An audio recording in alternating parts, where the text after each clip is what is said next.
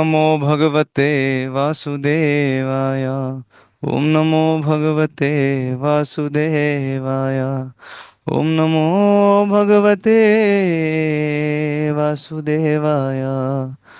ओम अज्ञानतिमिरान्धस्य ज्ञानाञ्जनशलाकया चक्षुरुन्मिलितं येन तस्मै श्रीगुरवे नमः। नम ओं विष्णुपादाय कृष्णप्रेष्ठाय भूतले श्रीमते भक्तिवेदांत स्वामिन्निति नामिने। नमस्ते सारस्वते देवे गौरवाणी प्रचारिणे निर्विशेष शून्यवादी पाश्चात्य देशतारिणे। जय श्री कृष्ण चैतन्य प्रभु नित्यानंद श्री अद्वैत गदाधर श्रीवासादि गौर भक्त वृंद। हरे कृष्ण कृष्ण कृष्ण हरे हरे, हरे राम राम राम हरे हरे। హరే కృష్ణ భక్తులందరికీ స్వాగతం ఇవాళ భగవద్గీత క్లాస్కి. దయచేసి వీడియో ఆన్ చేసి క్లాస్ వినడానికి ప్రయత్నించండి please. Just 40 minutes class. Video on చేసి నోట్స్ తయారు చేసుకోవచ్చు, ఈజీగా అర్థమవుతాయి విషయాలు. అయితే మనం చర్చిస్తున్నది 9వ అధ్యాయము. నిన్నటి శ్లోకంలో మనము 20వ శ్లోకం చూసాము, రైట్? త్రైవిద్యా మాం సోమపాహ పూతపాప, అది. సో ఈ శ్లోకము ఇంకా పై వచ్చే శ్లోకము 20, 21 ఈ రెండింటిలో ఏముంటుంది? ప్రతీకోపాసకులు ఎవరైతే ఉన్నారో వారి గురించి భగవంతుడు చెప్తున్నారనమాట. సో ప్రతీకోపాసకులు అని అంటే ఎవరు? ఎవరైతే ప్రత్యేకంగా దేవీ దేవతలను, అనేక దేవీ దేవతలను ఆరాధిస్తారు, అందరూ ఒకటే, అందరూ భగవంతుడిలే అటువంటి భావంతో. సో నిన్నటి శ్లోకంలో మనం చూసినప్పుడు కృష్ణుడు ఆ శ్లోకంలో ఏం చెప్పారు? వీళ్ళు ఏం చేస్తారంటే త్రైవిద్ త్రైవిద్య అంటే ఈ 3 వేదాలు ప్రత్యేకంగా వాళ్ళు దాన్ని ఫాలో చేస్తారు. నేను నిన్నటి క్లాసులో చెప్పినట్టు వేదాలలో మ్యాక్సిమం ఏముంది? కర్మకాండం ఉంది, రైట్? సో కర్మకాండం అంటే ఏంటి? ఎవరు చెప్తారు? హ్యాండ్ రేస్ చేయండి. నిన్నటి క్లాసులో చెప్పాను నేను. హ్యాండ్ రేస్ చేయకుంటే నేనే పేర్లు తీసుకుంటాను. యా, ప్రభు హరే కృష్ణ ప్రభు. యా, చందనమాత చెప్పండి. కర్మకాండ అంటే ఇంద్రియ తృప్తి కోసం చేస్తారు. Yes, very good. భౌతిక కోరికలు తీర్చుకోవడం కోసము. భౌతిక కోరికలు, ఎస్, జిజ్ఞాస. భౌతిక కోరికలు తీర్చుకోవడానికి కోసము ఒక వ్యక్తి వేదాలను ఫాలో చేస్తారనమాట, రైట్? అది కర్మకాండం, రైట్? అది ఎందుకు ఇచ్చారు వ్యాస మహర్షి అనేది మనం నిన్నటి క్లాస్లో చర్చించాము ఆల్రెడీ, రైట్? సో ఆ విధంగా అలా వాళ్ళు ఈ త్రైవేదాలలో ఏమేమైతే ఉన్నాయో అవన్నీ కూడా ఫాలో చేస్తారు. అందుకనే మీరు ఒక కేటగిరీ వినుంటారు, త్రివేది అనే సర్నేమ్ విన్నారా ఎప్పుడైనా? త్రివేది, చతుర్వేది, ద్వివేది, ఇది నార్త్లో ఉంటుంది ప్రత్యేకంగా, రైట్? సో ఈ ఎవరైతే ఈ 3 వేదాలలో ఎక్స్పర్ట్స్ ఉన్నారో వాళ్ళని ఆ కుటుంబంలో త్రివేది అనే సర్నేమ్ వచ్చేస్తుంది. 4 వేదాలు పఠించిన వాళ్ళని చతుర్వేది అనే పేరు వస్తుంది. ఆ విధంగా, రైట్? ఆ సర్నేమ్కి అలా పేరు ఉంటుందేమో, వాళ్ళు నిజంగానే అన్ని వేదాలు చదివారా లేదా అది వేరే విషయము. కానీ ఆ విధంగా ఒక వంశము ఇలా వస్తుందన్నమాట. ఇండియాలో మనం చూస్తాం ఇప్పుడు కూడా ఈ సర్నేమ్స్ ఉన్నాయి, రైట్? సో ఆ విధంగా వీళ్ళు ప్రత్యేకంగా త్రివేది ఎవరైతే ఉన్నారో, త్రివేది అంటే 3 వేదాలలో ఎక్స్పర్టీస్ ఉన్న వాళ్ళు, కర్మకాండం చాలా మంచిగా తెలుసు వాళ్ళకి. ఎటువంటి కోరికను ఎలా తీర్చుకోవాలో ఫార్ములా వాళ్ళ దగ్గర ఉంటుందన్నమాట. ఇది ఈ 3 వేదాలలో ఉన్నవి, రైట్? సో ఆ విధంగా ఆ, ఈ వేదాలను ఫాలో చేసి భౌతిక కోరిక తీర్చుకునే ప్రాసెస్లో దేవి దేవతల ఆరాధన ఉంటుంది, రైట్? అందుకనే ఇది ప్రతీకోపాసనతో సంబంధించిన శ్లోకం అన్నమాట. ఈ శ్లోకంలో డైరెక్ట్గా కృష్ణుడు ఎక్కడ చెప్పలేదు, కరెక్టా? డైరెక్ట్గా ఉందా దేవి దేవతలను ఆరాధిస్తున్నానని? ఆ విధంగా లేదు. త్రివేదాలు ఫాలో చేస్తారు, సోమరసం తాగుతారు, ఇంకా ఊర్ధ్వలోకాలకు వెళ్ళి అక్కడ ఎంజాయ్ చేయాలని కోరుకుంటారు, రైట్? ఆ విధంగా. అయితే ఇది చెయ్యాలంటే దేవతల ఆరాధన ఇన్వాల్వ్ అయి ఉంటుంది ఈ ప్రాసెస్లో. అనేక ఇంద్రుణ్ణి ఆరాధించాలి, చంద్రుణ్ణి యజ్ఞం అర్పించాలి, రైట్? మీకు అందరికి తెలుసు. ఫర్ ఎగ్జాంపుల్, ఆ ఉదాహరణ ఎక్కడైతే వ్రజవాసులు ప్రతి సంవత్సరం ఇంద్రుడికి యజ్ఞం చేస్తారు, రైట్? అఫ్ కోర్స్ వాళ్ళు శుద్ధ భక్తులు, ఈ లీల కోసం ఇలా చేశారు. సో ఇంద్రుడికి ఎందుకు యజ్ఞం చేస్తున్నారు? ఎందుకంటే వాళ్ళందరూ రైతులు కాబట్టి వాళ్ళ జీవితం వర్షాల మీద ఆధారపడి ఉన్నాయి. సో ఇంద్రుడు మనకు వర్షాలు ఇస్తే మనం బ్రతుకుతాం. సో ఈ విధంగా ఇంద్రుడిని సంతృప్తి కలిగిస్తే ఏమవుతుంది, వర్షాలు వస్తాయి టైంకి. సో ఆ విధంగా ఆ, ఆ, వాళ్ళకు ఒక కోరిక, ఏంటా కోరిక, వర్షాలు రావాలి, పంట పండాలి. ఆ కోరిక తీర్చడానికి ఏం చేస్తున్నారు వాళ్ళు, ఇంద్రుడిని ఆరాధిస్తున్నారు. అంటే ఇంద్రుడికి యజ్ఞం చేస్తున్నారు. అర్థమైందా? అదే విధంగా అనేక కోరికలు తీర్చుకోవడానికి వేరే వేరే రకమైనటువంటి దేవి దేవతలు ఉన్నారనమాట. రైట్. సో అలా ఆ శ్లోకంలో చెప్పారు. 20వ శ్లోకంలో మనం చూసాము. రైట్. ఇప్పుడు 21వ శ్లోకంలో ఆ విధంగా ఎవరైతే త్రివేదాలు ఫాలో చేసిన తర్వాత, వాళ్ళు పర్ఫెక్ట్ అయిన తర్వాత వాళ్ళకేం దక్కుతుంది, ఆ, వాళ్ళు ఎటువంటి గమ్యానికి చేరుతారు అనేది 21వ శ్లోకంలో కృష్ణుడు చెప్తారనమాట. ఓకే. సో 21వ శ్లోకము స్క్రీన్ మీద డిస్ప్లే ఉంది. చదవాలనుకునే వాళ్ళు హ్యాండ్ రైస్ చేయండి. పద్మజ మాతాజీ, వుడ్ లైక్ టు రీడ్? మీరు చాలా రోజుల నుంచి చదవలేదు, చదవండి, ఒకసారి ట్రై చేయండి.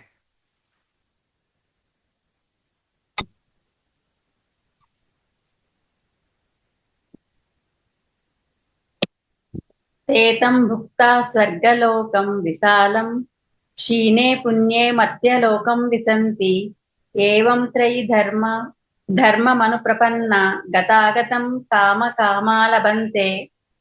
ఈ విధముగా విస్తృతమైన స్వర్గలోక భోగములను అనుభవించి తమ పుణ్యకార్యముల ఫలము క్షీణించినంతనే వారు భూలోకమునకు తిరిగి వత్తురు. ఈ విధముగా త్రివేదముల సిద్ధాంతములను అనుసరించడం ద్వారా ఇంద్రియ భోగములను వాంఛించువారు కేవలము జనన మరణములనే మరలా మరలా పొందుదురు. హరే కృష్ణ. హరే కృష్ణ, ధన్యవాద్, థ్యాంక్ యూ. సో ఇక్కడ ఈ శ్లోకంలో చాలా ముఖ్యమైన పాయింట్ మీరు చాలాసార్లు వినుంటారు. ఈ లైన్ నేను చెప్తూ ఉంటాను చాలాసార్లు, క్షీణే పుణ్యే మర్త్యలోకం విశంతి. ఈ శ్లోకం నుంచి వచ్చిందనమాట. దాని అర్థం ఏంటంటే, నేను నిన్నటి క్లాస్లో చెప్పినట్టు, ఏ విధంగా మనము మన ఏటీఎం కార్డ్ని యూస్ చేసి అందులో డబ్బు ఖర్చు చేసుకుంటామో అప్పుడు అందులో నుంచి డెబిట్ అయిపోతుంది అనమాట. రైట్. అదేవిధంగా మనం చాలా కష్టపడి ఈ త్రివైదాలు చదివి దాన్ని ఫాలో చేసి యజ్ఞాలు చేసి ఇంత పుణ్యం సేకరించిన తర్వాత నేను స్వర్గానికి వెళ్ళి దాన్ని ఖర్చు పెట్టిన తర్వాత అది క్షీణమైపోతుంది. అందుకనే దాన్ని క్షీణే పుణ్యే. ఆ విధంగా పుణ్యము పూర్తిగా క్షీణమైపోయినప్పుడు ఏమైపోతుంది, మర్త్యలోకం విశంతి. రైట్. ఇక్కడ మీరు నీళ్ల కనెక్షన్ లేకపోతే ఎలక్ట్రిసిటీ బిల్ యూస్ చేస్తున్నారు, మీకు బిల్లు కట్టట్లేరు, మీరు ఒక టైం వచ్చేస్తుంది ఎలక్ట్రిసిటీ కనెక్షన్ కట్ చేసేస్తారు వాళ్ళు వచ్చి. రైట్. అదేవిధంగా మన దగ్గర స్వర్గంకి వెళ్ళిన తర్వాత పుణ్యము క్షీణమైన తర్వాత అక్కడి నుంచి పంపించేస్తారు. సార్ మీ దగ్గర బ్యాలెన్స్ లేదు సార్, మళ్ళీ రీఛార్జ్ చేసుకుని రావాలి. మీరు రీఛార్జ్ ఎలా చేయాలి, మళ్ళీ వెళ్ళి తపస్సు చేయాలి, మళ్ళీ వెళ్ళి త్రివైదాలు ఫాలో చేయాలి, మళ్ళీ ఆరాధన చేయాలి. ఇదంతా కూడా ప్రాసెస్ ఉంటుందన్నమాట. సో అందుకనే కృష్ణుడు ఒక ముఖ్యమైనటువంటి పాయింట్ చెప్తున్నారు. చూడండి, ఈ శ్లోకం చెప్పేదానికి వెనకాల చాలా గుహ్యమైనటువంటి పాయింట్స్ ఉన్నాయి. అందుకనే ఈ అధ్యాయం పరమ గుహ్య జ్ఞానం. రైట్. అయితే ఇక్కడ చూడండి, ఇంపార్టెంట్ పాయింట్ ఏంటంటే, కృష్ణుడు చెప్తున్నారు వీళ్ళు ఇంత కష్టపడి, యాక్చువల్లీ స్వర్గానికి వెళ్ళాలంటే చాలా చాలా కష్టపడాలి. ఏ విధంగా ఈ లోకంలో ఐఐటీలోకి వెళ్ళాలంటే ఎంత కష్టపడాల్సి వస్తుంది, ఆ, ఇంకా పిహెచ్డి చేసి అదంతా కంప్లీట్ చేయాలంటే ఎంత కష్టపడాల్సి వస్తుంది, ఎన్ని అడ్డంకులు వస్తాయి అందులో. రైట్. అదేవిధంగా అది కలియుగంలో ఉండే హయ్యెస్ట్ స్వర్గము అంటే జనాలకి ఐఐటి కానివ్వండి, గూగుల్లో ఒక జాబ్ కానివ్వండి, అటువంటిది అనమాట. అది కూడా దక్కాలంటే చాలా కష్టపడాల్సి వస్తుంది, ఎందుకంటే కాంపిటీషన్ చాలా ఎక్కువగా ఉంటుంది. కరెక్ట్. ఈజీ, మీరు ఒక్కరే లేదు, నీలాంటి వాళ్ళు మనలాంటి వాళ్ళు లైన్లో నిలబడి ఉన్నారు. రెండవది, దీంట్లో లాస్ట్ దాకా కష్టపడి ఎవరైతే ఉంటారో అటువంటి వాళ్ళకి ఫలితం దక్కుతుంది. అంత ఈజీ ప్రాసెస్ కాదు. ఒక భౌతిక జగత్తులో కూడా, ఈ కలియుగంలో కూడా ఒక ఐఐటిలో వెళ్ళడానికి చాలా కష్టపడాల్సి వస్తుంది. కానీ ఇది ఈ లోకాన్ని వదిలేసి వేరే లోకానికి వెళ్ళిపోవడం, అది ఎంత కష్టం ఉంటుందో అందులో ఒకసారి ఆలోచించండి. ఎంత తీవ్ర తపస్సుతో కూడినటువంటి మార్గం. రైట్. అంత కష్టపడిన తర్వాత కూడా దక్కింది ఏమీ లేదు అనే పాయింట్ కృష్ణుడు చెప్తున్నారు ఇక్కడ. దాని అర్థం ఏంటి, ఒక టెంపరీ ఎంజాయ్మెంట్ దక్కింది, క్షీణే పుణ్యే మర్త్యలోకం విశంతి. అందుకనే ఇక్కడ ఒక పదాన్ని భగవంతుడు ఉపయోగించారు. చూడండి, ఈ శ్లోకం ఎలా ఉందంటే, ఏతం భుక్త్వా స్వర్గలోకం విశాలం క్షీణే పుణ్యే మర్త్యలోకం విశంతి. దాని తర్వాత ఏవం త్రయీ ధర్మమను ప్రపన్న గతాగతం కామ కామాలభంతే. గతాగతం అని చెప్పారు. గతాగతం అంటే ఏంటి, జన్మ మృత్యు అనే ఈ చక్రం ఏదైతే ఉందో దాన్ని గతాగతం అంటారు. గత ఆగత, రావడం పోవడం అని అంటారు కదా. రావడం పోవడం అంటే జన్మించడం చనిపోవడం, జన్మించడం చనిపోవడం. ఇక్కడ పుణ్యం చేసాము, స్వర్గానికి వెళ్ళాము, ఎంజాయ్మెంట్ చేసాము, మళ్ళీ కిందికి వచ్చేసాము. మళ్ళీ పుణ్యం చేసాము, మళ్ళీ వెళ్ళాము, ఎంజాయ్మెంట్ చేసాము, కిందికి వచ్చేసాము. గతాగతం, దాని అర్థం ఇదనమాట. ఏం దక్కింది వాళ్ళకి? గతాగతం దక్కింది. వస్తున్నారు పోతున్నారు, వస్తున్నారు పోతున్నారు. దాంట్లో ఏమైనా మీనింగ్ ఉందా? లేదు. సో అందుకనే కృష్ణుడు ఇది రికమెండ్ చేయట్లేదన్నమాట. ఇది ఎవరు చేస్తారు? ఎవరికైతే ఉన్నతమైన ఆధ్యాత్మిక జగత్తు గురించి తెలియదు, ఆధ్యాత్మిక జగత్తులో శాశ్వతమైన జీవితం ఉంటుందనే విషయం తెలీదు, అటువంటి వాళ్ళు దీంట్లో చిక్కిపోతారు. అందుకనే ఈ విషయం 2వ అధ్యాయంలో కూడా చెప్పారు. గుర్తుందా ఎవరికైనా? ఏంటది? యామిమాం పుష్పితాం వాచా ప్రవదంత్య విపశ్చితః వేదవాదరథా పార్థ నాణ్యత్ అస్తితి వాదినః అని చెప్పారు. కృష్ణుడు ఏమన్నారు? యామిమాం పుష్పితాం వాచాం. ఈ లైన్కి మీనింగ్ తెలుసా ఎవరికైనా? అప్పుడు చర్చించామండి, చాలా నెలల క్రితం, 2nd చాప్టర్ ఉన్నప్పుడు. ఇప్పుడు అడుగుతా ఎలా చెప్తాం గురుజీ?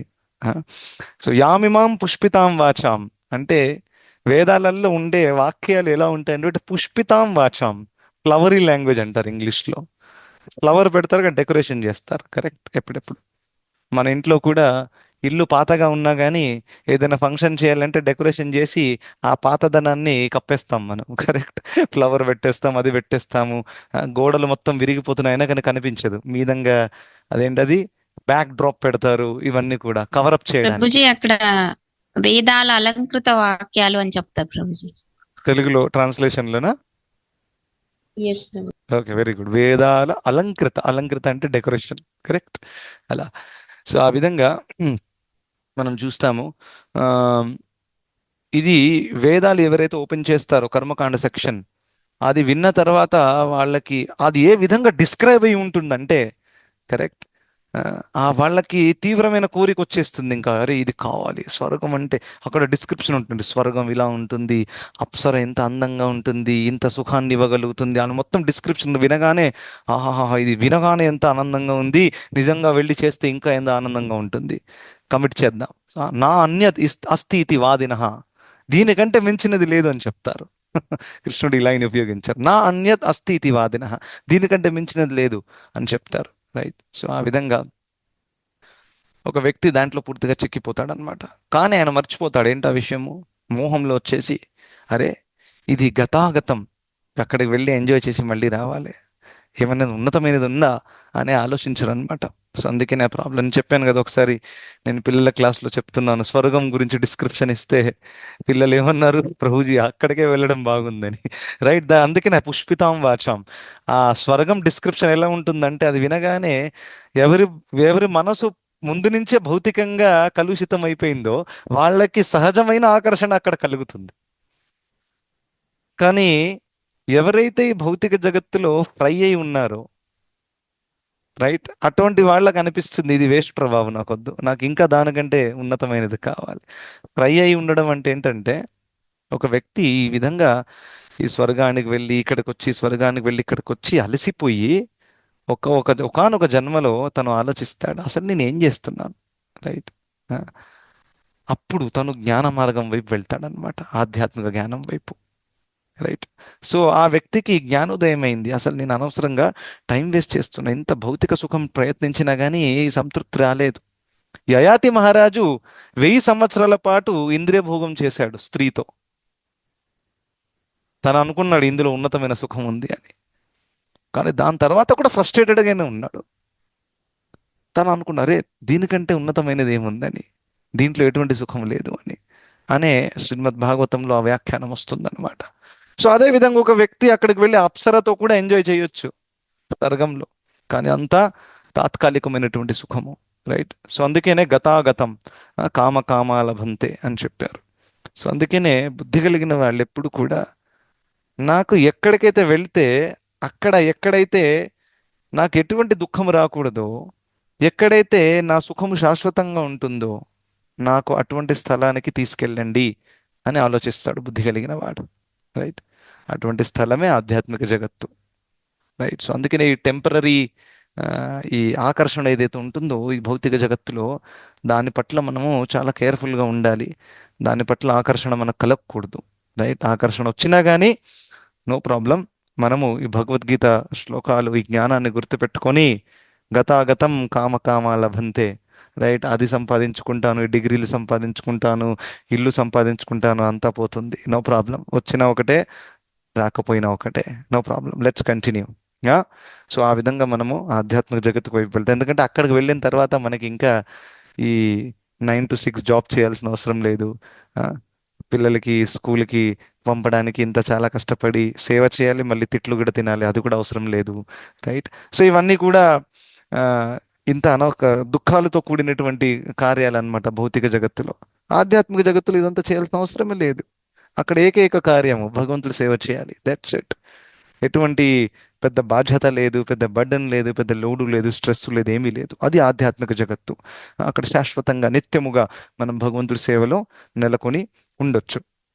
సో అందుకని ఇది చాలా చాలా ఇంపార్టెంట్ తెలుసుకోవడము. ఇంకా మీరు చూస్తారు, శ్రీమద్ భాగవతంలో కూడా ఒక వర్స్ ఉందన్నమాట. తస్యైవ హేతో ప్రయతేత కోవిదో ఆ, అని అక్కడ ఏం చెప్పారంటే, ఆ, బుద్ధి కలిగిన వాడు, నేను ఆ పాయింట్ ముందు కూడా చెప్పాను, ఈ 14 లోకాలలో వెళ్ళినప్పటికీ దానికంటే ఉన్నతమైనది ఏమైనా ఉందా అని అడగాలి బుద్ధి కలిగిన వాడు ఎప్పుడైనా. రైట్? సెటిల్ అవ్వకూడదు. అరే దీనికంటే ఉన్నతమైనది కూడా ఉంది. ఎక్కడుంది? ఆధ్యాత్మిక జగత్తులో ఉంది. ఎస్, అక్కడికి వెళ్ళాలి సార్. ఈ స్వర్గలోకానికి, జనలోకానికి, మహర్లోకానికి, తపోలోకానికి, బ్రహ్మలోకానికి వెళ్ళి నాకు ఇంట్రెస్ట్ లేదు సార్. ఉన్నతమైనది కావాలి. I want the highest. Right? ఆ హైయెస్ట్ కావాలనుకునే వాళ్ళు బుద్ధి కలిగిన వాళ్ళు యాక్చువల్గా. ఎందుకంటే వాళ్ళు ఇక్కడ ఉండే అన్ని ప్రాబ్లమ్స్కి ఫుల్ స్టాప్ పెట్టడానికి ప్రయత్నిస్తున్నారు. రైట్? సో ఆ విధంగా వ్యక్తి ఆధ్యాత్మిక జగత్తుకు వెళ్ళాలనే కోరిక తీవ్రతతో రావాలి. ఉం? అప్పుడే ఒక వ్యక్తి అక్కడికి వెళ్ళగలుగుతాడు, ఆధ్యాత్మిక జగత్తుకి. మరి ఇంకోటి ఏంటంటే, ఇప్పుడు ఇదంతా విన్న తర్వాత మనకి అంత ప్రాక్టికల్గా కనెక్ట్ అవ్వలేకపోవచ్చు. ఎందుకంటే ఈ కలియుగంలో ప్రతీకోపాసకులను వెతకడం, అటువంటి వాళ్ళు ఉండరు మ్యాక్సిమం. ఎందుకంటే ప్రభుజీ ఉంటారు, ప్రభుజీ ఏమంటున్నారు, దేవతలను ఆరాధించే వాళ్ళు ఉన్నారు. త్రివైదాల్ అంటే 3 వేదాలలో ఉన్న విధానంగా ఎవరు చేయట్లేదు ఈ కాలంలో. రైట్? గణపతిని ఆరాధిస్తారు. మీకు తెలుసు గణపతి ఆ, విసర్జన రోజు ఏమవుతుంది అనేది. రైట్? సినిమా పాటలు పెడతారు, డ్యాన్స్ చేస్తారు. ఇది వాళ్ళ ఆరాధన అలా ఉందన్నమాట.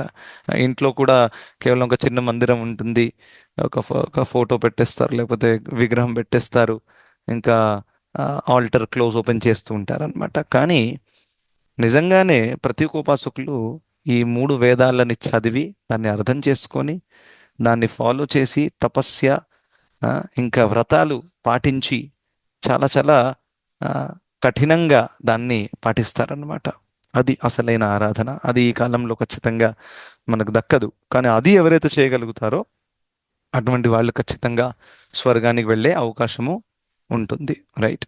ఇంకా వేరే చోట కూడా కృష్ణుడు చెప్పారు, ఆ బ్రహ్మభువనాల్లోక పునరావర్తినోర్జున మాముపేత్యతు కౌంతేయ పునర్జన్మన విద్యతే. కృష్ణుడు చెప్పారు అర్జునుడికి, ఆ బ్రహ్మభువనాల్లో ఒక బ్రహ్మదేవుడి దగ్గరికి వెళ్ళినా కానీ అక్కడ కూడా దుఃఖాల నుంచి విముక్తి అవ్వలేరు. ఉంటారా లేదా? బ్రహ్మదేవుడు కూడా ప్రాబ్లమ్స్లో ఉన్నారు. ఈ యూనివర్స్లో ఏదైనా ప్రాబ్లం జరిగితే ఆయన దగ్గరికి వస్తారు కదా. ఇంద్రుడు, చంద్రుడు వీళ్ళందరూ వెళ్తూ ఉంటారు, సార్ సార్ ప్రాబ్లం అయింది, ఈ రాక్షసులు మమ్మల్ని చంపుతున్నారు. ఇక ఆయన కూడా టెన్షన్లో వచ్చేస్తాడు, ఇప్పుడు ఏం చేయాలి అంటే ఆయన కూడా శాంతంగా ఉండలేకపోతున్నాడు. ఒకసారి ఆలోచించండి. మొన్న ఒకసారి మేము చర్చిస్తున్నప్పుడు భక్తుల జీవితంలో ఎందుకు కష్టాలు వస్తున్నాయి అనే ప్రశ్న వచ్చింది అనమాట. ఇది మంచి ఫేవరెట్ ప్రశ్న అందరికీ. రైట్? అయితే యాక్చువల్లీ భౌతిక జగత్తులో ఎప్పటిదాకైతే ఉంటామో అప్పటిదాకా ప్రాబ్లం ఫ్రీ అవ్వలేం మనం. బ్రహ్మదేవుడు ఎవరైతే ఉన్నతమైన భక్తుడు, తను అందరి దేవి దేవతలను సృష్టించినటువంటి వ్యక్తి, తన జీవితంలో కూడా ప్రాబ్లమ్స్ వస్తున్నాయి. తనకెన్నో ప్రాబ్లమ్స్. భూమిదేవి ఒక గొప్ప దేవత, వచ్చిందా ప్రాబ్లం? వచ్చింది. ఎంత ప్రాబ్లం వచ్చినందువల్ల బ్రహ్మదేవుడి దగ్గరికి వెళ్ళింది, ఒక గోమాత రూపాన్ని ధరించి. తెలుసుగా మీ అందరికీ advent of lord Krishna chapter చదివింటే భాగవతంలో 10వ స్కందం. సో ఆ విధంగా భూమిదేవికి ప్రాబ్లం వచ్చింది, బ్రహ్మదేవుడికి ప్రాబ్లం ఉంది, ఇంద్రుడికి ప్రాబ్లం ఉంది. వీళ్ళతో మనల్ని మనం పోలిస్తే మన లెక్క ఏమైనా ఉందా వాళ్ళ ముందర? వాళ్ళు దేవి దేవతలు ఎంతో తీవ్ర తపస్సు చేసి ఆ స్థాయికి ఎదిగారు. మనం ఇక్కడ ఏకాదశి రోజే మనకి చెమటలు పట్టేస్తుంటాయి అన్నమాట. అంటే కేవలం ఉపవాసం అనే తీవ్రత తపస్య కూడా మనం కలియుగంలో చేయలేకపోతాం. వాళ్ళు అంత తపస్సు చేసి అక్కడికి ఎదిగారు. బ్రహ్మదేవుడు ఎన్ని ఎన్ని కోట్ల సంవత్సరాలు తపస్సు చేస్తే ఆ పొజిషన్ దక్కింది ఆయనకి. ఇంద్రుడు ఎంత తపస్సు చేస్తే, ఎన్ని యజ్ఞాలు చేస్తే తను ఇంద్రుడయ్యారు. అటువంటి వాళ్ళ జీవితంలో కూడా ఎన్నో కష్టాలు వస్తున్నాయి. ఇంకా శ్రీమద్ భాగవతంలో శుద్ధ భక్తుల జీవితాల్లో కూడా కష్టాలు వచ్చాయి. సో మీరు భక్తులు అవ్వండి, అభక్తులు అవ్వండి, మిడిల్లో ఉండండి, ఎక్కడైనా ఉండండి, భౌతిక జగత్తులో ఉన్నాము అని అంటే కష్టాలు పోవు. ఈ ఫ్యాక్ట్ మనం స్వీకరించాలి. సో బెనిఫిట్ ఏంటి ప్రభుజీ మరి? చేసి భక్తి భక్తి చేసినా కానీ కష్టాలు పోవు అంటున్నారు. మరి ఏం దక్కుతుంది ఇందులో? సో బెనిఫిట్ ఏంటంటే, ఫస్ట్ బెనిఫిట్, మనం భక్తి మార్గం ఫాలో చేసి తీవ్రతతో శ్రద్ధతో పాటిస్తే అప్పుడు కృష్ణుడు మనకి అనేక రూపాలలో హెల్ప్ చేస్తారు. ఒకటే విధంగా చేస్తారంటే, మన కర్మ, ఈ లోకంలో దుఃఖాలు ఎందుకు వస్తాయి ఒక వ్యక్తికి? తన కర్మలో రాసింది కాబట్టి. సింపుల్, వేరేటువంటి కారణం లేదు. సో మన కర్మలో రాసున్నప్పటికీ, పనిష్మెంట్ రాసున్నప్పటికీ భగవంతుడు దాని తీవ్రతను తగ్గిస్తారు, టోకన్ రియాక్షన్ ఇస్తారు భక్తుల కోసం. శుద్ధ భక్తులు ప్రత్యేకంగా, లేకపోతే తీవ్రతతో భక్తి చేసేటటువంటి భక్తులు ఎవరైతే ఉన్నారో, ఫర్ ఎగ్జాంపుల్ ఎక్కడైతే మెడ కట్ అవ్వాల్సిందో అక్కడ కేవలం వేలు కట్ అయిపోతుంది. ఆ విధంగా తగ్గిస్తారనమాట. పెద్ద డిజాస్టర్ అయ్యేది చిన్న యాక్సిడెంట్తో మనం బతికిపోతాం అన్నమాట. ఆ విధంగా తీవ్రతని తగ్గిస్తారు. రైట్, ఒకటి. రెండవది, భగవంతుడు ఆ కష్టాలను ఎదుర్కోవడానికి మనకు అంతరంగ శక్తిని ప్రసాదిస్తారు. ఎందుకంటే ఆఖరికి చూడండి, శక్తి అనేది అంతరంగము, బహిరంగం కాదు. రైట్, ఎందుకంటే బాహ్యంగా ఎన్ని ప్రాబ్లమ్స్ వచ్చినా కానీ ఒక వ్యక్తి లోపలంగా స్ట్రాంగ్ ఉంటే, లోపల తనకు ఒక ఉన్నతమైన ఆనందంతో ఆస్వాదిస్తే అటువంటి వ్యక్తిని ఏ పరిస్థితి కూడా కదిలించరాదు. రైట్. సో ఆ విధంగా ఆ శక్తి, ఆ యొక్క మెచ్యూరిటీ, పరిపక్వత భగవంతుడు భక్తులకి అందిస్తారు. అదే ఈ ఈ విషయం ఇప్పుడు పై వచ్చే శ్లోకంలో చెప్పబోతున్నారు. ఇప్పుడు చూద్దాం మనం. రైట్, ఇది రెండవది. ఇంకా థర్డ్ బెనిఫిట్ ఏంటి? ఇప్పుడు ఈ ఒక్క జన్మ కేవలం ఓర్చుకుందాం అంతే. That's it. ఇది లాస్ట్. ఒకవేళ మనం తీవ్రత భక్తి చేస్తే ఈ లాస్ట్ ఒక్క జన్మ ఓర్చుకోవాలంతే. దాని తర్వాత ఇంక ఉండదు. ఇక దాని తర్వాత మనం భగవంతుడి సేవలో నెలకొంటాం. భగవద్ధామానికి వెళ్తారా, లేకపోతే భగవంతుడు వేరే ఒక సేవ చేయడానికి మళ్ళీ భౌతిక జగత్తులో ఎక్కడానికి పంపుతారా, అది భగవంతుడి మీద ఆధారపడి ఉంటుంది. ఎవరైతే తీవ్రతతో శుద్ధ భక్తి చేస్తారో అటువంటి వాళ్ళు మళ్ళీ భౌతిక కష్టాలకి లోనవ్వరు అనమాట. రైట్. సో ఆ విధంగా ఇది భక్తి మార్గం అనేది ఇవన్నీ ప్రాబ్లమ్స్కి పర్మనెంట్ సొల్యూషన్ ఇస్తుంది మనకి. రైట్. అందుకనే ఇహలోక శాంతి, పరలోక ప్రాప్తి రెండు ఉన్నాయి ఇందులో. ఉన్నన్ని రోజులు కూడా కృష్ణుడు మనం శాంతంగా ఉండడానికి అంత ఫెసిలిటీస్ మనకి ఇస్తారు, ఎంత కష్టాల మధ్యలో ఉన్నా కానీ. రైట్. సో ఆ విధంగా మనము దీన్ని అప్రిషియేట్ చేయాలి. ఇంకా ఆధ్యాత్మిక జగత్తుకి వెళ్ళాలి. ఉన్నతమైనది ఈ ఏమంటారు, ₹1,00,00,000 ఉన్నప్పుడు చిల్లర వెతుకుతారా? ఎవరైనా వెతకరు కదా. అయ్యో ₹1 కింద పడిపోయిందని అక్కడ గంట సేపు కూర్చుంటారు. లేదండి, చేతిలో ₹1,00,00,000 పెడుతూ ఉందాం, ముందుకు నడుద్దాం. అదేవిధంగా ఉన్నతమైనటువంటి మనకు భగవద్ధామానికి వెళ్ళే అవకాశం ముందు ఈ భౌతిక జగత్తులో ఉండే సుఖాలన్నీ కూడా తుచ్చమైనటువంటివి. సో అందుకనే భక్తులు దాని గురించి ఎక్కువగా ఆలోచించారు. సో అందుకనే ఈ శ్లోకంలో కృష్ణుడు ఈ విషయాన్ని వ్యక్తం చేశారనమాట. అంత పైకి వెళ్ళినప్పటికీ గతాగతం కామకామాలభంతే అని చెప్పారు. ఓకే, ఎవరికేమైనా ప్రశ్నలు ఉన్నాయా ఇందులో? నో. ఓకే. అయితే ఇప్పుడు నెక్స్ట్ శ్లోకం ఏదైతే ఉందో ఇక్కడ, ఇప్పుడు ఈ 2 శ్లోకాలలో ప్రతీకోపాసన సమాప్తమైంది. ఇప్పుడు ప్రతీకోపాసనని భగవంతుడు శుద్ధ భక్తితో కంపేర్ చేస్తారు. కరెక్ట్. ఇప్పటిదాకా శుద్ధ భక్తులు గమ్యం ఏంటి అదంతా కూడా చెప్పలేదు ఇప్పటిదాకా ఎక్కువ. రైట్. ప్రతీకోపాసకులు ఏం చేస్తారు, వాళ్ళకి ఏం దక్కుతుంది అని చెప్పారు. దాన్ని కంపేర్ చేస్తారు ఇప్పుడు. అచ్చా, బై ద వే, ప్రతీకోపాసన గురించి విన్నావు కదా అర్జున, ఇప్పుడు చూడండి నా ఉపాసన చేసే వాళ్ళ పరిస్థితి ఏంటి అనేది అది చెప్తారు ఇప్పుడు. సో చదవాలనుకునే వాళ్ళు హ్యాండ్ రేస్ చేయండి. చాలా మంచి శ్లోకం. ఇంకా ఇది కూడా చాలా ఫేమస్ శ్లోకం, మీకు అందరికీ తెలుసు. ఎల్ఐసి వాళ్ళు ఈ శ్లోకంలో ఒక లైన్ ఉపయోగించారు. ఏంటది? యోగక్షేమం వహామ్యహం అని ఉపయోగించారు. సో ఎల్ఐసి వాళ్ళు మనం చనిపోయిన తర్వాత మన ఫ్యామిలీ వాళ్ళకి వాళ్ళు డబ్బులు ఇస్తారేమో, that is okay, death insurance ఉంటే. కానీ నా గమ్యాన్ని వాళ్ళు మార్చలేరు. రైట్, నేను నరకానికి వెళ్తే ఎల్ఐసి వాళ్ళు రారు. ఇంత ప్రీమియం కట్టారు మా శ్రీనివాస్ గారు, నరకానికి తీసుకెళ్ళకండి అని చెప్పరు వాళ్ళు. సో యోగక్షేమం వహామ్యహం అసలైన అర్థం ఏంటి, అది కృష్ణుడు ఇప్పుడు చెప్తారు, మనం చూద్దాం. ఓకే, చదవాలనుకునే వాళ్ళ హ్యాండ్ రైస్ చేయండి ప్లీజ్. అరుణ గారు చదువుతారా? మీరు అన్మ్యూట్ చేశారు, చదువుతారు మాట ప్రభుజీ. చదవండి ప్లీజ్. అనన్య చింతయంతో మాం యోజన పర్యుపాసతే తేషాం నిత్యాభియుక్తానాం యోగక్షేమం వహామ్యహం. అనువాదం: కానీ నా ఈ దివ్య రూపంనే ధ్యానిస్తూ అనన్య భక్తితో సర్వదా నన్ను అర్చించే వారికి లేనివి సమకూరుస్తాను, వారికి ఉన్నవి కాపాడుతాను. హరే కృష్ణ ప్రభు. హరే కృష్ణ, ధన్యవాదాలు, థ్యాంక్ యూ సో మచ్, బాగా చదివారు. అయితే ఇది చాలా ఫేమస్ శ్లోకం ఇది కూడా. అనన్యాశ్చింతయంతో మాం ఏ జనాః పర్యుపాసతే తేషాం నిత్యాభియుక్తానాం యోగక్షేమం వహామ్యహం. అయితే పోయిన 2 శ్లోకాలలో ప్రతీకోపాసన చేసేవాళ్ళు వాళ్ళ యొక్క స్వార్థమైన కోరిక తీర్చుకోవడానికి దేవి దేవతలను ఆరాధిస్తారు. ఇక్కడ కృష్ణుడు చెప్తున్నారు అనన్యాశ్చింతయంతో మాం. అనన్య అంటే ఏంటి? అనన్య భక్తి అని అంటే ఎక్స్క్లూజివ్ అని అంటారు ఇంగ్లీష్లో. ఎక్స్క్లూజివ్ అంటే కేవలం కృష్ణుడు, ఇంకేం లేదు. ప్రతీకోపాసనలో మనకి సోమవారం అయితే ఇది, మంగళవారం అయితే ఇది, లేకపోతే ఈ మధ్య నేను అకస్మాత్తుగా గణపతి భక్తుడిని అయిపోతున్నాను, అకస్మాత్తుగా ఎక్కడో వీడియో చూశాను కాబట్టి ఇంకా వారం రోజుల తర్వాత మళ్ళీ పార్టీ మార్చేశాను అనమాట. జరుగుతుంది కదా ఈ విధంగా. ఎందుకంటే ఎవరికైతే ఫుల్ కమిట్మెంట్ ఒక దాని మీద ఉండదో వాళ్ళు ఎక్కడైతే ఏదైతే వింటారో అదే చేస్తూ ఉంటారు. రైట్, డీప్ అండర్స్టాండింగ్ ఉండదన్నమాట. అలా కాకుండా దాని అనన్య కాదు, కరెక్ట్, అది ఏమైపోయింది? బహుశాఖ. రైట్, బహుశాఖ అనంతాశ్చ బుద్ధయో అవ్యవసాయినాం అని 2వ అధ్యాయంలో కృష్ణుడు చెప్పారు. అనన్యాశ్చింత అంటూ మామంటే వాళ్ళకి అర్థమైపోయింది ఏంటది? కృష్ణుడే సర్వస్వము, కృష్ణుడికి మించిన సత్యం లేదు, ఆయన్ని ఆరాధించాలి. ఇది ఎవరు చెప్తున్నారు? ఇస్కాన్ వాళ్ళు చెప్తున్నారా? కాదు, కృష్ణుడే చెప్పారు భగవద్గీతలో. రైట్, ఏంటది? బహునాం జన్మనామంతే జ్ఞానవాన్ మాం ప్రపద్యతే వాసుదేవ సర్వమితి సమహాత్మా సుదుర్లభ. ఎన్నో ఎన్నో జన్మల తర్వాత, ఎన్నో ఎన్నో జన్మలు అహం గ్రహోపాసకుల్లాగా ఉండి, ఎన్నో ఎన్నో జన్మలు విశ్వరూప ఉపాసకుడిలాగా ఉండి, ఇంకా ఎన్నో ఎన్నో జన్మలు ప్రతీకోపాసుడిలాగా ఉండి, ఆఖరికి ఒక వ్యక్తికి అర్థమవుతుంది కృష్ణుడే సర్వస్వము, నేను కేవలం ఆయన భక్తి చేయాలి. బహునాం జన్మనాం అంటే ఎన్నో ఎన్నో జన్మల తర్వాత.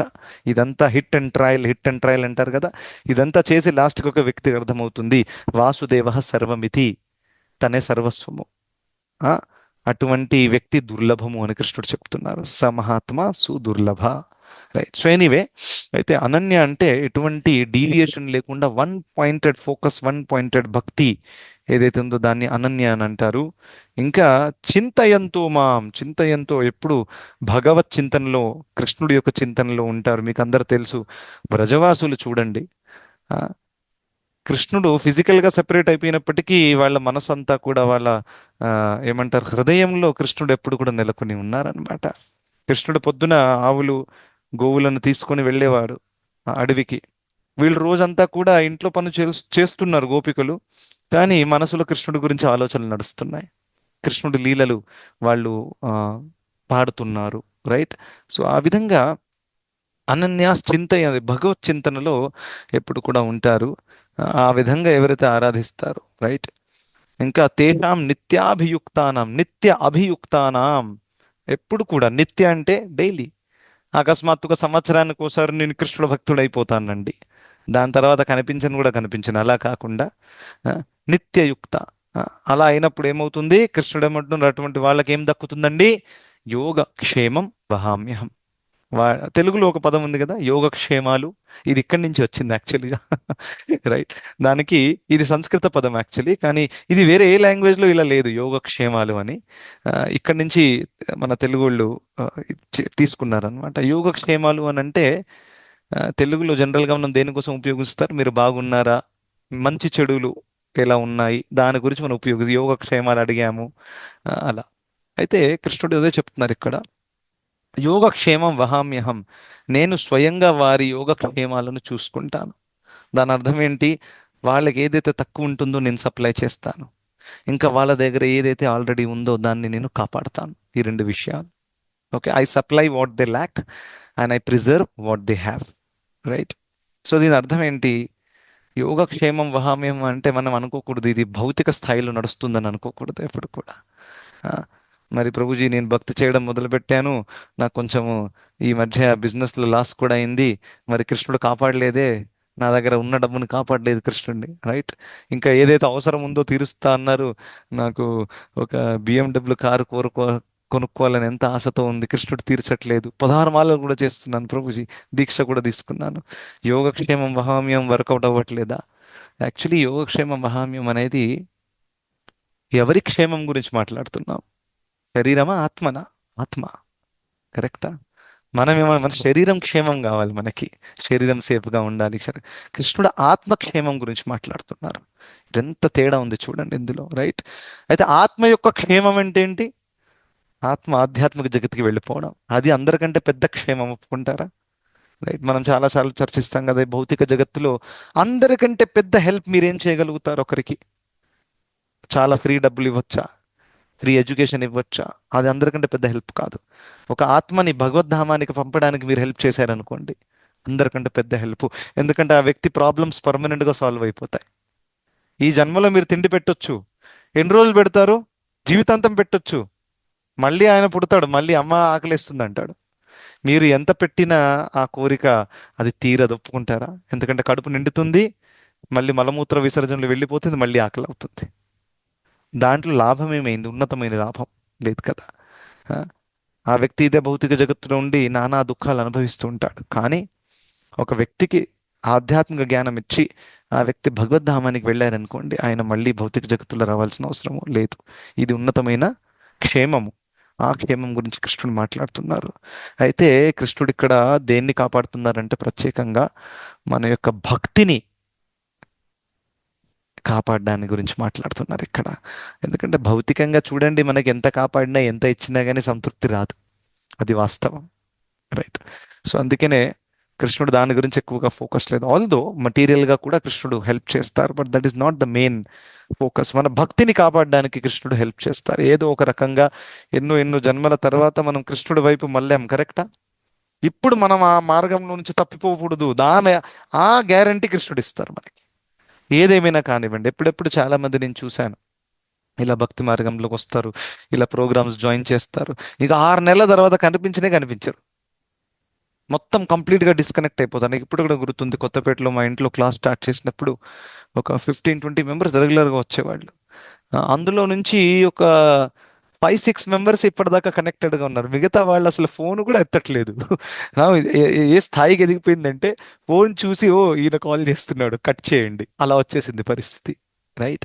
ఇంకా మేము ఎందుకు కాల్ చేస్తున్నాం? సరే, మీకు 4-5 మంత్స్ మీరు కనెక్టెడ్గా లేరు, సరే ఇప్పుడైనా భగవద్గీత క్లాసులకు రావచ్చు, యు ఆర్ మోస్ట్ వెల్కమ్, మేము రిక్వెస్ట్ చేస్తున్నామని దానికోసం ఫోన్ చేస్తాం. ఇంకేంటి, అది కూడా ఫోన్ కట్ చేసేస్తారు అనమాట. రైట్. సో అదేంటి దాని అర్థము? వాళ్ళు డిస్కనెక్ట్ అయిపోయారు. కానీ మీరు చూస్తే ఇది కంప్లీట్ ఫెయిల్యూర్ కాదు. ఎందుకంటే వాళ్ళు వచ్చారు, భగవద్గీత చదివారు, జపం చేశారు, ఆల్రెడీ కృష్ణుడు ఆయన అకౌంట్లో రాసుకున్నారు వీళ్ళ గురించి. సో ఇప్పుడు ఒకానొక సమయంలో, ఇప్పుడు కాకపోయినా ఫ్యూచర్లో, ఫ్యూచర్ అంటే ఈ జన్మలో కూడా అవ్వచ్చు, లేకపోతే పై వచ్చే జన్మలలో కూడా రావచ్చు, కృష్ణుడు మళ్ళీ అక్కడి నుంచి కంటిన్యూ చేయగలిగే అవకాశం ఇస్తారు. అది ఎప్పుడు కూడా జీరో అవ్వదు.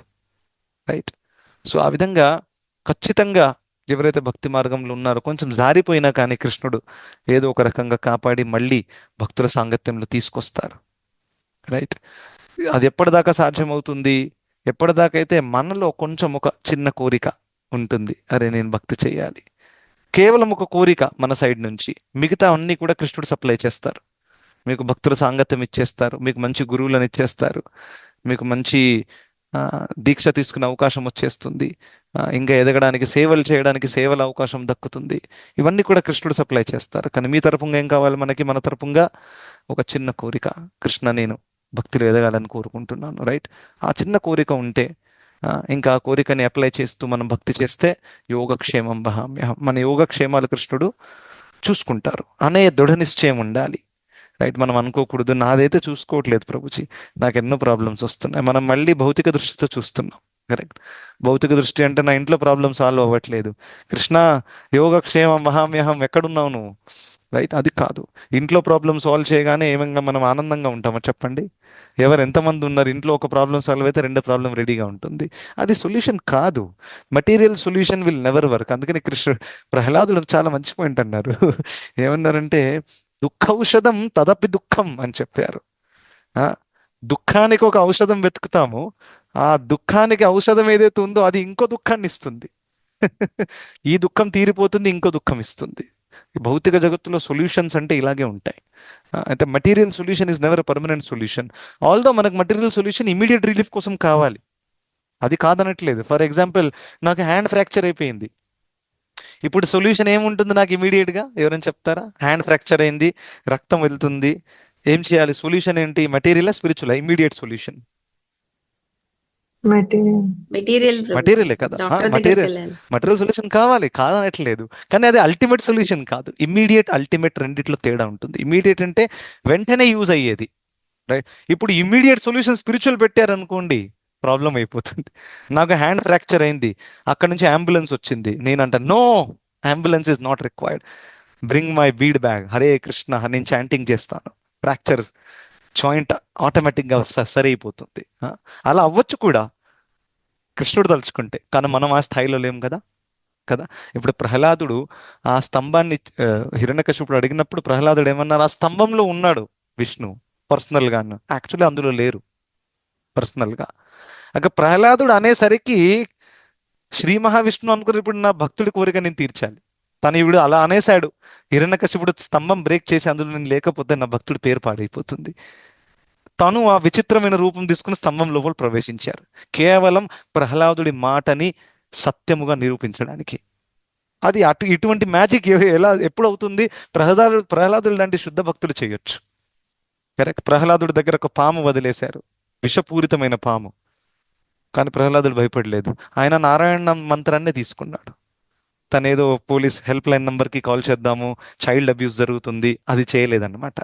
అది శుద్ధ భక్తులు. కానీ మనం సాధకులము. సాధకులు తెలివితో ఉండాలి. మనకి ఎక్కడైతే మటీరియల్ సొల్యూషన్ దక్కుతుందో ఇమీడియట్ రిలీఫ్ కోసం తీసుకోవచ్చు, నో ప్రాబ్లం, రైట్. కానీ మనకు ఒక విషయం మర్చిపోకూడదు, అల్టిమేట్ సొల్యూషన్ భక్తి. ఎందుకంటే ఇక్కడ ఎన్ని ఫ్రాక్చర్లు సరైపోయినా ఏదైపోయినా ఆఖరికి శరీరం మట్టిలో కలిసిపోతుంది, దాన్ని ఎంతైనా కాపాడుకోలేంగా లాస్ట్ దాకా. సో అందుకనే ఉన్నతమైన సొల్యూషన్ ఏంటి? అల్టిమేట్ సొల్యూషన్ భగవద్ధామానికి వెళ్ళిపోవడం. At the same time immediate solution reject చేయకూడదు ఎప్పుడు కూడా, రైట్. ఒక వ్యక్తి నా దగ్గరికి ఇలా మాట్లాడారనమాట, వచ్చి ప్రభుజీ చాలా మెంటల్ ప్రాబ్లమ్స్ వస్తున్నాయి, అలా ఇలా జరుగుతుంది. సో డిప్రెషన్, సైకాలజికల్ ప్రాబ్లమ్స్ ఉంటాయి ఎప్పుడెప్పుడు కొంతమందికి మైండ్లో, ఒప్పుకుంటారా?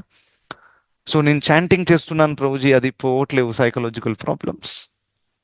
ఎప్పుడెప్పుడు సైకలాజికల్ ప్రాబ్లమ్స్ కోసము మీకు మెడికల్ హెల్ప్ కావాల్సి వస్తుంది, తీసుకోవచ్చు అవసరపడితే, రైట్. ఇప్పుడు నాకు సైకలాజికల్ ప్రాబ్లం ఉంది, చాంటింగ్తో పోవచ్చు, కానీ మనం ఆ స్థాయిలో లేము.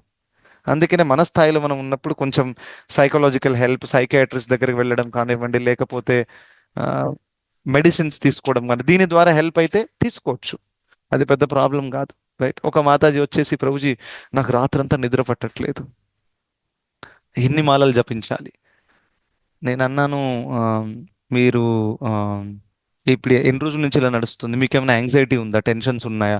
ప్రభుజీ నాకు ఏం టెన్షన్ లేదు, నేను చాలా వెల్ సెటిల్డ్గా ఉన్నాను లైఫ్లో, అయినా కానీ నాకు రాత్రి నిద్ర రావట్లేదు, ఎన్ని మాలలు జపించినా నిద్ర రావట్లేదు, ఏం చేయాలి ప్రభుజీ? ఏ శ్లోకం అప్లై చేయాలి భగవద్గీతలో? నేను అన్నాను, మాతాజీ మీరు వెంటనే హెల్త్ చెకప్ చేయించుకోవాలి, డాక్టర్ దగ్గరికి వెళ్ళాలి, అది ఫస్ట్ చేయించుకోండి. ఎందుకంటే మీ బాడీలో ఏదో న్యూట్రిషన్ ఇంబ్యాలెన్స్ లేకపోతే హార్మోనల్ ఇంబ్యాలెన్స్ ఉన్నందువల్ల రాత్రికి నిద్ర పట్టట్లేదు మీకు ఛాన్సెస్. మీరు చెకప్ చేసుకోండి, థైరాయిడ్ చెకప్, ఆ చెకప్, ఈ చెకప్, మొత్తం హెల్త్ చెకప్ చేసుకోండి, అందులో తేలుతుంది, దానికి తగినటువంటి మెడిసిన్స్ తీసుకోండి, రాత్రి నిద్ర వచ్చేస్తుంది మీకు. మీకు టెన్షన్స్ వల్ల నిద్ర రావట్లేదు అని అంటే దాని గురించి మనం మాట్లాడొచ్చు, కరెక్ట్. మీకు ఒక ఫిజికల్ ప్రాబ్లం ఉంది, ఫిజికల్ ప్రాబ్లమ్ని ఫిజికల్గా సాల్వ్ చేసుకోండి, it is not a big problem, right. So ఆ విధంగా. కానీ at the same time ultimate solution ఏంటి? భగవద్ధామానికి వెళ్ళడం. అది కృష్ణుడు మనకు ప్రామిస్ చేస్తున్నారు. ఏదేమైనా కానివ్వండి, ఎవరైతే ఈ భక్తి మార్గంలో దృఢ నిశ్చయంతో ఉంటారో వారి సక్సెస్ గ్యారంటీడ్. కరెక్ట్. మనం ఈ లోకంలో మనల్ని ఇతరులు గుర్తించినా గుర్తించకపోయినా, ఇతరులకు మనం నచ్చినా నచ్చకపోయినా, మనం కేవలం గురువులు చెప్పిన మార్గంలో ఉన్నది ఉన్నట్టుగా ఫాలో చేస్తే భగవద్ధామానికి ఖచ్చితంగా కృష్ణుడు మనల్ని తీసుకెళ్తారు. అది ఈ శ్లోకంలో తెలియజేస్తున్నారు. Okay, thank you so much. Hare Krishna.